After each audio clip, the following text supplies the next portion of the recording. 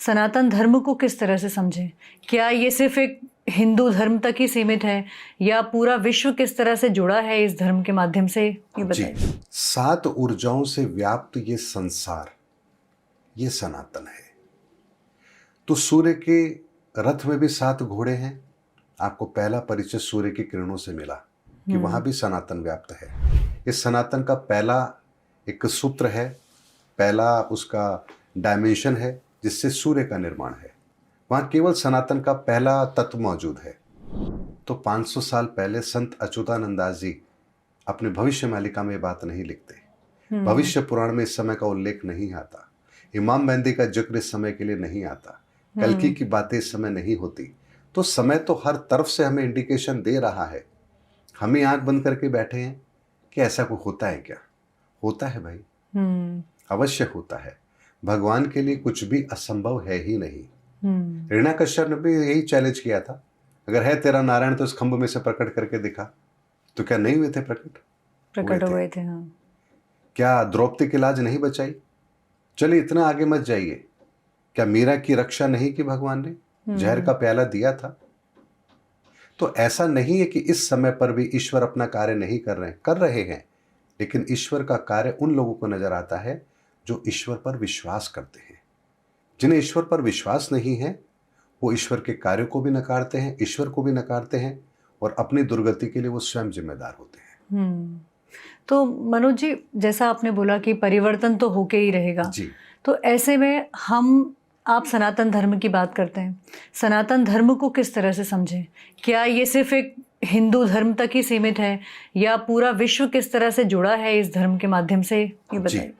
देखिए, सनातन को अगर समझना है तो हमें ये समझना पड़ेगा कि सनातन कहते किसे हैं।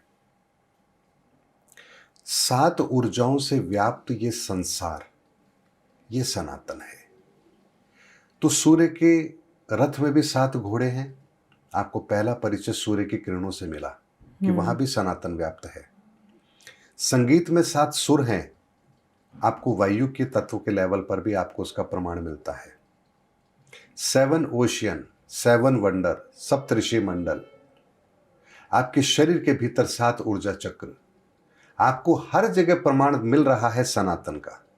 यानी इस सृष्टि के निर्माण में जो नियम लागू होता है वो सनातन का ही नियम लागू होता है। उसके बिना कुछ भी संभव ही नहीं है। ऐसे में आप इस धरती की कोई भी प्रक्रिया को ले लीजिए, वहां आपको सनातन का विस्तार मिलेगा ही मिलेगा। अगर केवल पहले तत्व से अगर कोई चीज का निर्माण हो रहा है तो उसमें अग्नि प्रधान रहेगी, ऊष्मा प्रधान रहेगी। तो जैसे सूर्य का निर्माण है, इस सनातन का पहला एक सूत्र है, पहला उसका डायमेंशन है जिससे सूर्य का निर्माण है। वहां केवल सनातन का पहला तत्व मौजूद है। दूसरे तत्व के अंदर आप वेग, ध्वनि, वायु इसको लेंगे। तीसरे तत्व के अंदर जितने भी हमारे पिंड हैं ब्रह्मांड के अंदर वो आते हैं। चौथे तत्व से, सनातन के चौथे तत्व से उन जीवों का निर्माण होता है जो चल सकते हैं, जिनमें बुद्धि है। पशु पक्षी जिनके पास बुद्धि है, हमसे ज्यादा बेहतर बुद्धि है। बया कितना बेहतर घोंसला बनाती है। साइबेरिया से पक्षी उड़ करके आते हैं, उनको कौन गूगल मैप बताता है? अपने अंडों को कैसे सेना है, कहां ले जाकर के हमें रखना है, ये सब पक्षियों को कौन बताता है, जानवरों को कौन बताता है? तो चौथा तत्व उनके पास सक्रिय है तो उस जीवों का निर्माण हो रहा है। और पांचवें तत्व के साथ हम मनुष्यों का निर्माण है क्योंकि हमारे पास विवेक है। और छठे तत्व में इस संसार के सारे वो संसाधन आते हैं जो हम मनुष्यों के लिए उपयोगी हैं। धातु, रत्न, जितनी भी सुंदरता है, वनस्पति, ये सब कुछ उसके अंदर आती है जो हमारे लिए उपयोगी है। और सातवें तत्व के अंदर प्रकृति का वो नियम आता है जो इस पूरे घटनाक्रम को बैलेंस करता है। अन्यथा प्रकृति का सारा बैलेंस ही खराब हो जाएगा अगर ये नियम से ना हो तो सूर्य अपने नियम से चल रहा है, धरती अपने नियम से काम कर रही है, हम जीवों का भी एक नियम है, प्रकृति का एक नियम है। तो सातवें तत्व से इस धरती के सारे नियम बने हैं। और चूंकि अब इन सारे तत्वों से मिलकर के कुछ तो क्रिएट होगा, तो वहां एक कर्मों का एक ऐसा बंधन तैयार होता है जिसे 8वें डायमेंशन के अंदर रखा जाता है।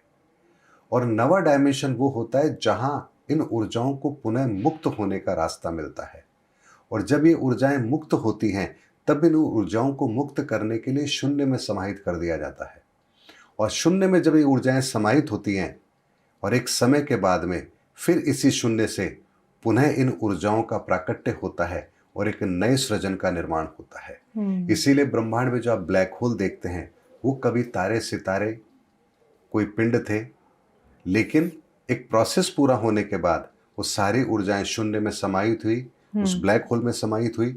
और उसके बाद थोड़े समय के बाद, हो सकता है वो हजारों वर्षों का समय हो, हमारे लिए हजारों वर्ष है लेकिन प्रकृति के लिए वो समय कुछ भी नहीं है, वहां से फिर एक नई सृष्टि का उदय होगा, नई रचना का उदय होगा और एक क्रम इसी तरह से चलता है। तो ये पूरा का पूरा वैज्ञानिक आधार पर है, ये केवल हवा में बातें नहीं है। अब इस चीज को आप विज्ञान के पैरामीटर पर अप्लाई करेंगे तो आपको जो रिजल्ट मिलेंगे वो मिराकल वाले होंगे। और इस बात को साइंस जानती है। इसलिए निकोला टेस्ला कहते थे कि जो अंक है साधारण अंक नहीं है, ये ब्रह्मांड के रहस्य हैं। इनका जो पैटर्न है अंकों का और जो यूनिवर्स के अंदर चीजें क्रिएट होती है एटम के लेवल पर, जब इस पैटर्न को हम मिलाते हैं तो हमें कुछ यूनिक पैटर्न मिलते हैं। तो ये सारे के सारे यूनिक पैटर्न तो हमें समझ में आते हैं, लेकिन 3 का पैटर्न, 6 का पैटर्न और 9 का पैटर्न ये हमें समझ में नहीं आता, क्योंकि ये 3 पैटर्न अलग हैं और बाकी सारे जितने भी पैटर्न है उसमें सिमिलैरिटी है और उससे हमें सृष्टि की रचना समझ में आती है। और इसी पैटर्न को ध्यान में रखते हुए उन्होंने लाइट का आविष्कार कर दिया था। तो सोचिए अगर उनके पास 3 का पैटर्न का रहस्य होता, 6 का पैटर्न का रहस्य होता, 9 का होता, तो क्या इन्वेंशन कर सकते थे। लेकिन इस सनातन के विज्ञान को हमारे ऋषि मुनि जानते थे और वो जानते थे, हर रहस्य को जानते थे, लेकिन वो ये भी जानते थे कि सत्य क्या है, सत्य शाश्वत है। तो उन्होंने कभी भी इस विधा का प्रयोग भौतिकवादी वस्तुओं के लिए नहीं किया। E=mc², ये फॉर्मूला क्या इसी समय पर हम जान पाए हैं? हम पहले भी जानते थे ब्रह्मास्त्र क्या थे, लेकिन वो जानते थे कि ब्रह्मास्त्र जैसा अस्त्र यदि हमने बनाया है तो उसका दुरुपयोग हो सकता है। तो उन्होंने कभी भी भौतिक संसार के लिए उन चीजों का निर्माण किया ही नहीं। उन्होंने हमेशा उन चीजों का निर्माण किया इस विधा के द्वारा जो शाश्वत है। लेकिन जब ये विज्ञान हमारे यहां से चुरा करके वेस्टर्न वर्ल्ड के अंदर ये गया, उन्होंने इसको एक्सप्लोर किया, तो इन्होंने इसका उपयोग भौतिकवादी सोच के अंदर किया। और भौतिकवादी सोच के अंदर किया तो हमारे सामने एक इतना बड़ा इन्वेंशन, ये पूरा का पूरा जो आज के समय पर जो विज्ञान है ये हमारे सामने है। तो आज हम कहते हैं देखिए विज्ञान ने कितनी तरक्की कर ली है। ये तरक्की हम बहुत पहले से जानते थे, ऋषि मुनि जानते थे, लेकिन वो ये भी जानते थे कि इस तरक्की का अंत क्या होगा। इसीलिए उन्होंने इस विधा का प्रयोग हमेशा शाश्वत के मार्ग पर किया, सत्य के मार्ग पर किया। कभी भौतिकवादी सोच के लिए इसका उपयोग किया ही नहीं, क्योंकि वो जानते थे इसका अंत क्या होगा। तो अब हमने कर लिया, तो अब अंत तो हमको पता है। परमाणु बम हम बना चुके हैं, दुनिया के विध्वंस का सारा सामान हम इकट्ठा कर चुके हैं। तो ये विनाश तो हमारे ऋषियों को पता था कि ऐसा होगा, इसीलिए तो उन्होंने नहीं किया। यहाँ तक कि हम आज की डेट में देखते भी यही है कि किस देश के पास कितने परमाणु बम हैं, उसके हिसाब से हम उनको नंबर 1 नंबर 2 की रैंकिंग देते हैं। तो ये चीज तो हम जानते थे, ब्रह्मास्त्र थे हमारे पास, तो हमने उस चीज को समझा, तभी तो हमने उस विज्ञान को एक आम लोगों के बीच में नहीं आने दिया।